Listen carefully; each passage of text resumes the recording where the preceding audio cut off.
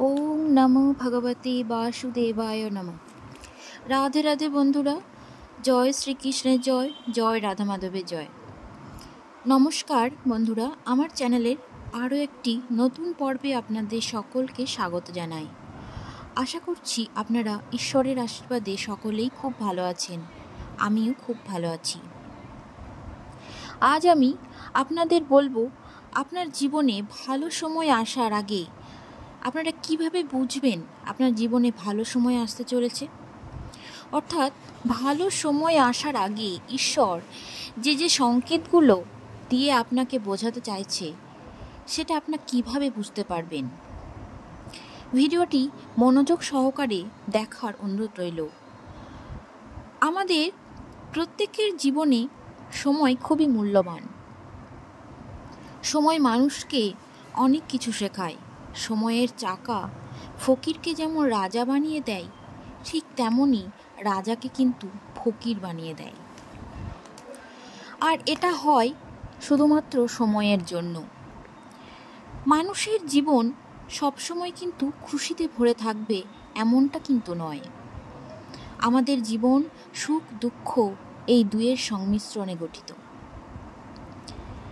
সুখ এবং দুঃখ একই পয়সার দুটি আলাদা আলাদা দিক। যদি মানুষের জীবনে সুখ ও দুঃখের সময় যদি না আসে, তাহলে সে ভালো সময়ের যে গুরুত্ব তা কখনোই বুঝবে না।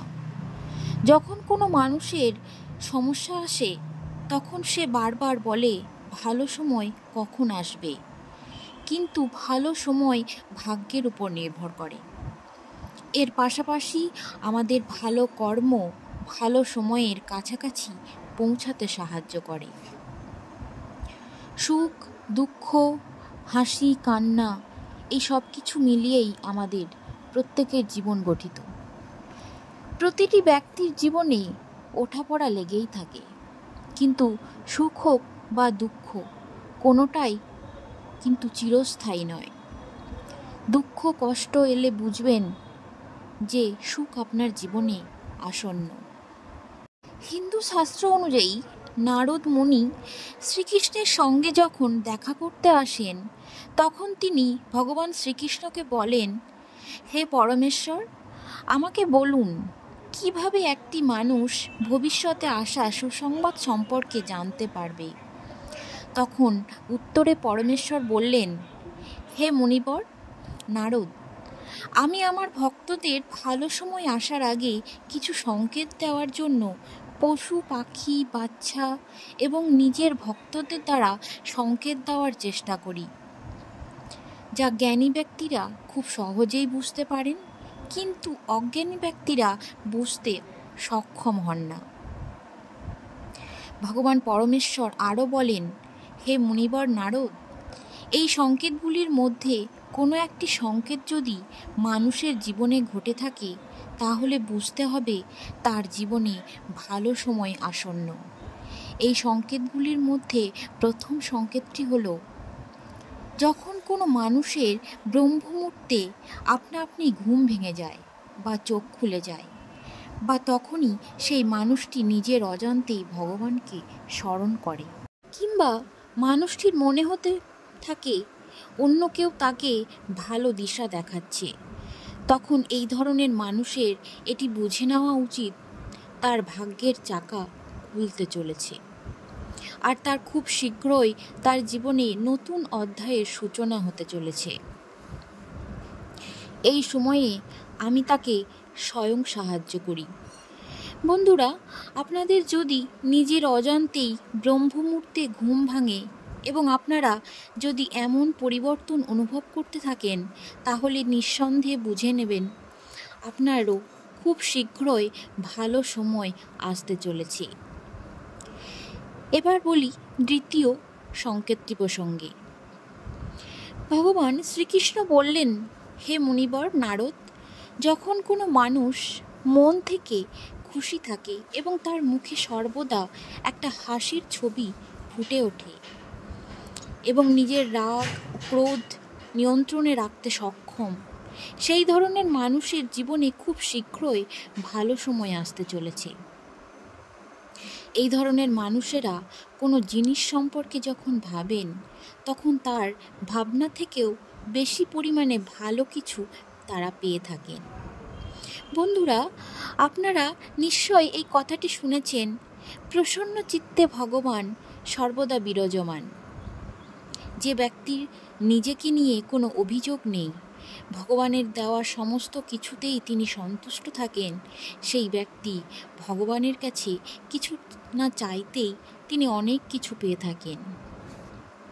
তৃতীয় যে সংকেতটির কথা ভগবান পরমেশ্বর বলেন, যখন মানুষের গৃহে বা দরজার সামনে কোনো গরু অথবা অর্থাৎ গোমাতা খাবারের জন্য আসে, বা গরু যদি আপনার ঘরের সামনে আচমকা এসে থেমে যায়, বা কোনো বাঁদর বা হনুমান কোনো মানুষের ঘরের কিছু খাবার যদি নিজে থেকেই উঠিয়ে নিয়ে চলে যায়, তাহলে তার বাড়িতে শুভ সংকেত আসতে চলেছে। বা তার বাড়িতে যদি পাখি এসে নিজে বাসা বানায়, বা কোনো বিড়াল বা কুকুর বাচ্চা দেয়, তাহলে বুঝে নিতে হবে সামনে যে সময়গুলি আসছে তা তাকে কোনো শুভ সংকেত দিতে চলেছে, এবং আগের থেকে আরও উচ্চতর লক্ষ্যে পৌঁছাবে, এমনটাই সংকেত দিয়ে থাকেন ভগবান। এবার আসি চতুর্থতম সংকেত। যখন কোনো মানুষের বাড়িতে বাচ্চারা বারবার নিজে থেকে খেলাধুলা করতে আসে, অথবা বাচ্চা যদি কোনো ব্যক্তিকে দেখে বারবার হাসে, তাহলে এটি ভগবানের সংকেত বলেই মনে করা হয়। ভগবান শ্রীকৃষ্ণ ছোট বাচ্চাদের মধ্যেই বিরাজমান। এই কারণেই এমনটা যদি হয়ে থাকে, তাহলে বুঝে নিতে হবে তার আসতে চলা আগামী জীবনগুলি খুবই হাসি খুশি এবং সুখময় হতে চলেছে। আমরা গুরুজনদের অর্থাৎ বাবা মা বা বাড়ির অন্যান্য গুরুজনদের মুখে এটা শুনে থাকি যে বাচ্চারা ভগবান তুল্য, বাচ্চারা ভগবানের রূপ হয়ে থাকেন, বাচ্চাদের মধ্যে ঈশ্বর বাস করেন এবং বাচ্চারা সবসময় শুভ হয়ে থাকেন। এই কথাটা দেখবেন বাড়ির বড়দের মুখে বলতে শোনা যায়। এবার আসি পঞ্চমতম সংকেত। ভগবান শ্রীকৃষ্ণ বলেছেন, যখন কোনো ব্যক্তি নিজের খরচাকে নিয়ন্ত্রণ করতে পারবে, তখন আমি তাকে ধনপ্রাপ্তির নতুন নতুন সন্ধান দিয়ে থাকি, এবং সেই ব্যক্তির বুঝে নেওয়া উচিত তার খারাপ সময় খুব শীঘ্রই কাটতে চলেছে, এবং সেই সময় থেকেই মা লক্ষ্মী তার গৃহে বাস করতে চলেছেন। এবার আসি ষষ্ঠতম সংকেতটি। যখন কোনো মানুষ পূজার থালা নিয়ে ভগবানের পূজা করতে থাকেন, তখন হঠাৎ করে তার যদি অনুভব হতে থাকে যে ভগবান তার দিকে হয়তো তাকিয়ে রয়েছেন এবং তার দিকে তাকিয়ে হাসছেন, আবার যদি এমন হয় কিছুদিন বাদে তার গৃহে যদি হঠাৎ অতিথির আগমন ঘটে, সেই ব্যক্তির বুঝে নেওয়া উচিত তার শুভ সময় আসন্ন। এছাড়াও কোনো মহিলার বাম চোখ এবং কোনো পুরুষের ডান চোখ লাফাতে থাকে, তাহলে তখনও বুঝে নেওয়া উচিত শুভ সময় শুরু হতে চলেছে।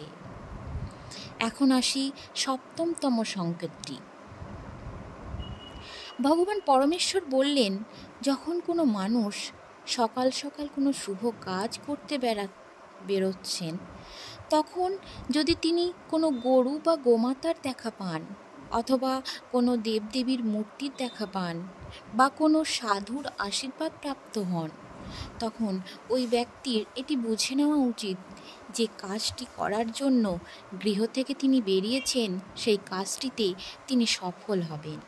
ভগবান পরমেশ্বর মুনিবরকে আরও বললেন, সন্ধ্যাবেলা অন্য কোনো ব্যক্তির দ্বারা দুধ বা জল ভরা কোনো পাত্র পান, অথবা কেউ যদি এই সময় তাকে মিষ্টি প্রদান করে, তাহলে সেই ব্যক্তিকে বুঝে নেওয়া উচিত তার জীবনে ভালো সময় খুব শীঘ্রই আসতে চলেছে। অষ্টমতম সংকেতটি হলো, যদি জোড়া জোড়া চড়ুই পাখি আপনি দেখতে পান, তাহলে বুঝবেন আপনার ভালো সময় আসতে চলেছে। তৎক্ষণাৎ চড়ুই পাখিকে খাবার ছড়িয়ে দিন। সেই দানা যদি চড়ুই পাখি খায়, তাহলে বুঝবেন ভালো সময় আপনার দোরগোড়ায়। এবার তাহলে বলি নবমতম প্রসঙ্গটি। স্বপ্নে মন্ত্র শোনা, অর্থাৎ স্বপ্নের মধ্যে যদি আপনি মন্ত্র শুনতে পান, তাহলে এটি অত্যন্ত শুভ বলে মনে করা হয়। রাম রাম ও ওম শব্দটি যদি শোনা যায়, তাহলে অত্যন্ত শুভ। আবার আপনি যদি ঘণ্টা বা কোনো শঙ্খধ্বনির শব্দ শুনতে পান, তাহলেও এটি অত্যন্ত শুভ ইঙ্গিত বলে মনে করা হয়। এছাড়াও সর্বোপরি আপনি যদি পথে কোনো কয়েন পড়ে থাকতে দেখেন, তাহলে বুঝবেন ধার দেওয়া টাকা খুব শীঘ্রই ফিরে পেতে চলেছেন। এছাড়াও এটি শক্তিশালী আর্থিক অবস্থা এবং লাভের লক্ষণ। বন্ধুরা, এই ছিল আজকের বিশেষ পর্বটি। আপনাদের কেমন লাগলো বন্ধুরা, অবশ্যই কমেন্ট বক্সে কমেন্ট করে জানাবেন। আর অবশ্যই রাধে রাধে লিখে যাবেন। পরবর্তী পর্বটি দেখতে পেজটিকে ফলো এবং লাইক, শেয়ার, কমেন্ট করার অনুরোধ রইল। অবশ্যই চ্যানেলটি সাবস্ক্রাইব করে পাশে থাকবেন। সকলে ভালো থাকুন, সুস্থ থাকুন। ঈশ্বরের আশীর্বাদ আপনাদের সকলের উপর বর্ষিত হোক। আবারও আপনাদের সাথে দেখা হচ্ছে পরবর্তী কোনো নতুন পর্ব নিয়ে। ততক্ষণে আপনারা সকলেই ভালো থাকুন। রাধে রাধে, হরে কৃষ্ণ।